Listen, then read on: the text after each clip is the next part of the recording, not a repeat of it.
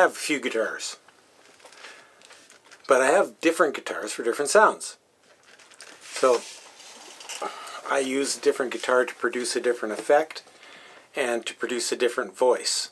This one right now is got dead strings and gives it a little different voice yet. The 12 string that I played first has the most power, but it's not really good for articulating single notes. The classical guitar has a warmth and a beauty to it, but it's not very loud compared to the steel string. They all have different jobs. That's why guitar players tend to collect instruments. It's asking a guitar player why they have so many guitars is like asking a painter why they have so many brushes. It's a tool to produce a particular effect. It's kind of like with our scriptures. We have more than one gospel. We have more than one book in the Bible, more than one author. They all have different things to say, and different ways of saying something. Like the two creation stories in Genesis 1 and Genesis 2. They have different things to say about how God relates to the universe and how the world relates to God.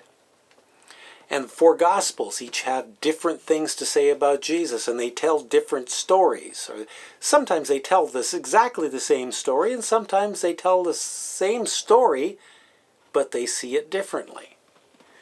They have different messages. Luke is not writing to the same audience as Matthew or Mark or John. And John is very different from the others, and there's very little overlap between them. John's passion story is a different length than the others. And in the Gospel of John, the Last Supper doesn't occur. Jesus feeds them fish by the lakeside after his resurrection, instead of taking them to the upper room. So, like different guitars for different voices, the Gospels have different voices and different things to tell us in different ways. It's a richness. It's not a defect.